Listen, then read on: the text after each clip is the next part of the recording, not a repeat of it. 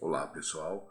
Hoje nós vamos falar sobre duas pessoas muito importantes na filosofia. Já são duas escolas pós-socráticas, ou seja, elas vieram depois de Sócrates, depois do que Platão escreveu a respeito de Sócrates, mas no meu entendimento, e acredito que seja importante para vocês registrarem também, são duas escolas muito importantes, de 5 que nós vamos estudar.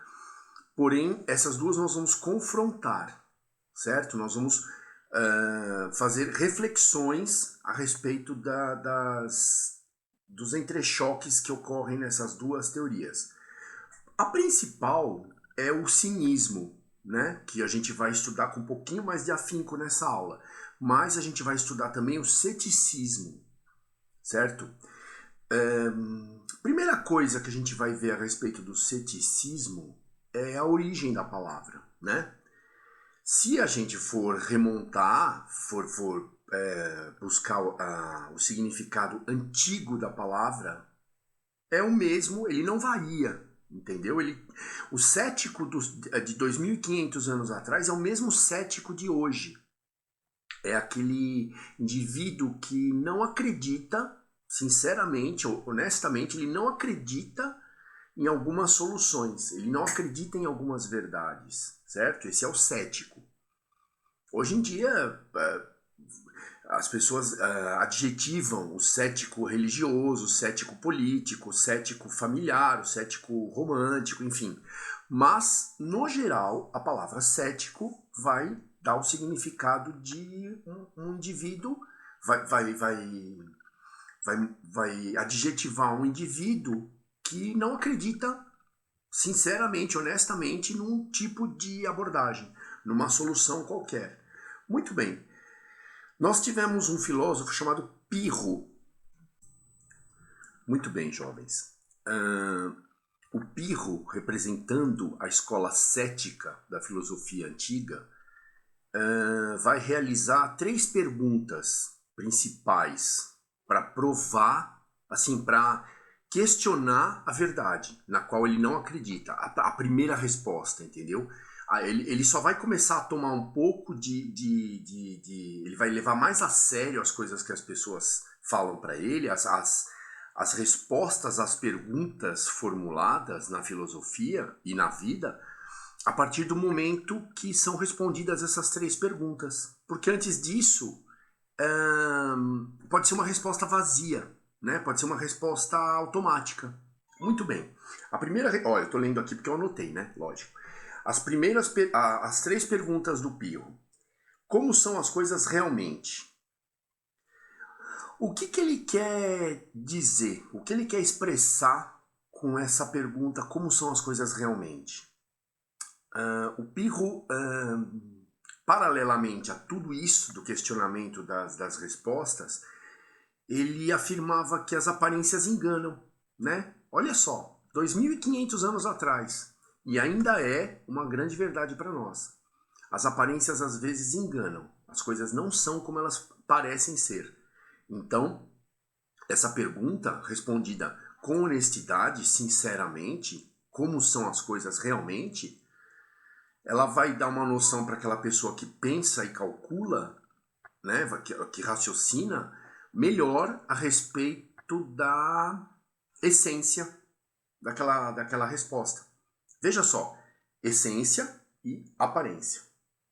Aparência é aquilo que a gente vê, certo? Mas a essência é o que realmente significa um conceito ou alguma resposta, um pensamento qualquer, um desdobramento, né? Uma outra pergunta que o Pirro definiu como importante para que nós possamos acreditar, que nós possamos absorver melhor um conceito, é como é que nós reagimos às situações. Olha, eu vou exemplificar a correlação, né? Porque parece muito dispersa uma coisa da outra. Muito bem.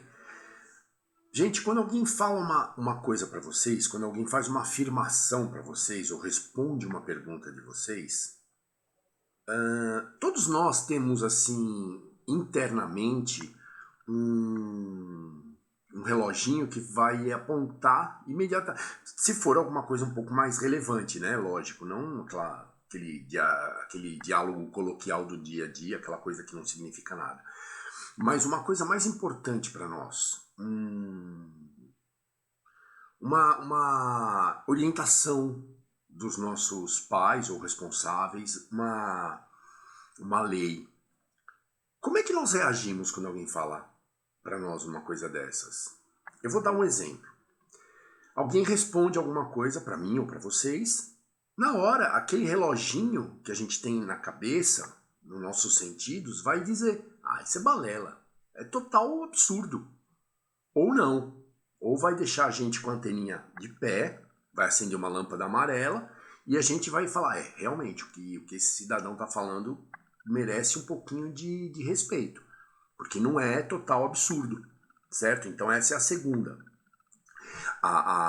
Os conceitos, as respostas, elas têm que obedecer à primeira, elas têm que mostrar uma realidade, uma essência mais significativa que a aparência, ou assim, realmente relacionada ao assunto, porque às vezes a aparência não tem nada a ver, e tem que responder essa segunda pergunta: como é que nós reagimos? Né? Aquilo para nós, de cara, significa uma balela, uma bobagem, ou faz a gente pensar? Então é importante a gente ter em mente esses dois questionamentos iniciais. O terceiro questionamento da escola filosófica do ceticismo é: quais as consequências dessa proposição, dessa resposta, né? Dessa imposição, às vezes, que nos é feita e que nós já passamos pelas duas primeiras questões do crivo. Quais são as consequências disso? Vão realmente ser efetivas em relação ao assunto que nós estamos discutindo? Ou são coisas assim que não têm significado, não tem consequência direta, né? Tipo, olha, nós precisamos... Vamos dar um exemplo prático também. Nós vamos providenciar uma passarela aqui na Raposo Tavares, aqui na frente da escola, para a turma poder atravessar com mais segurança, enfim, e não ter que caminhar para lá ou para cá para achar uma passarela, enfim. Aí você vai na prefeitura conversar com quem é responsável a respeito disso e você explica da passarela, da necessidade de atravessar, de toda a problemática que envolve o dia a dia, né, de vocês que estão no colégio potencial estudando. Muito bem, essa pessoa da prefeitura, ela simplesmente responde assim: tá, então nós precisamos colocar iluminação. Gente, vai devagar. Iluminação aonde? Iluminação... Qual iluminação?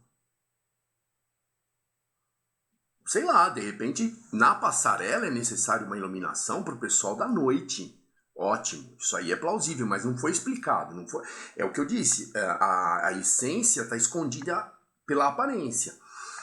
E assim, para nós que estamos reivindicando isso durante o dia, por que você responde a respeito da iluminação agora? Nós não estamos falando de passarela, não tem a ver com uma construção, né, um caminho por cima da Raposo para a gente não ter que andar e poder atravessar em segurança. Por que você está falando de iluminação? O que tem a ver uma coisa com a outra? Qual é a consequência? Certo? Então, assim, satisfazendo esses três questionamentos de forma a você aceitar, as pessoas que estão sendo, a quem está sendo imposto alguma coisa, alguma obrigação, elas, na verdade, Pirro defendia isso, que não existe assim uma realidade, uma verdade imediata. Nós precisamos questionar e refletir a respeito. Esse é o ceticismo. Hoje a gente fala assim: ah, o cara é cético, a moça é cética, ela não acredita nisso ou naquilo, em Deus, no amor, enfim. Porque ela precisa de mais provas. A primeira instância, né, assim, de cara, a pessoa é cética mesmo. Ah, tipo, cruza os braços e fala: Não acredito, não engoli. Fala melhor a respeito disso, esmiuça. E às vezes essas 3 perguntas, elas te dão uma certeza melhor, um chão, né? uma estrutura melhor para você pisar. Você não precisa aceitar de cara. Como eu digo, desde que nós começamos o curso, a filosofia aliás, assim, além de ensinar com carinho, com amor as coisas, é a ciência do questionamento. Para que não sejam proferidos, para que não sejam ventilados assuntos vazios, né? Assuntos sem a menor importância. Quando a gente começar a estudar agora o Diógenes, né? A escola do cinismo na filosofia, a gente vai entender um pouco melhor disso que eu estou falando.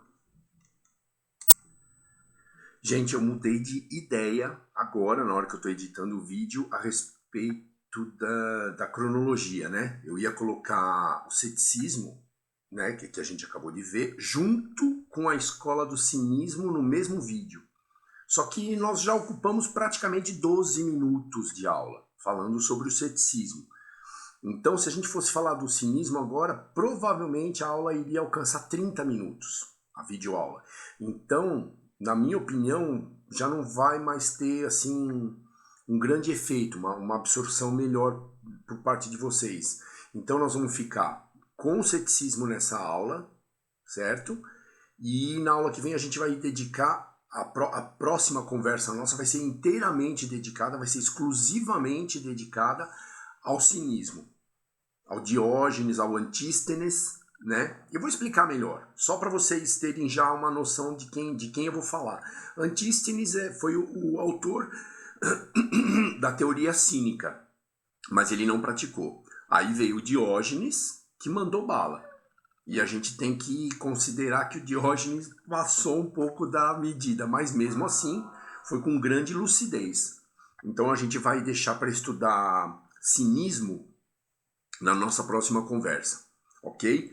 Por enquanto eu agradeço a todos, desejo bons estudos e força e fé para todo mundo, porque ensino médio não é fácil não. Eu conheço isso aí, não faz muito tempo, apesar dos cabelinhos brancos, não faz muito tempo que o tio estava no ensino médio, quase ficou doido, tá bom? Um abraço a todos, muito obrigado pela atenção.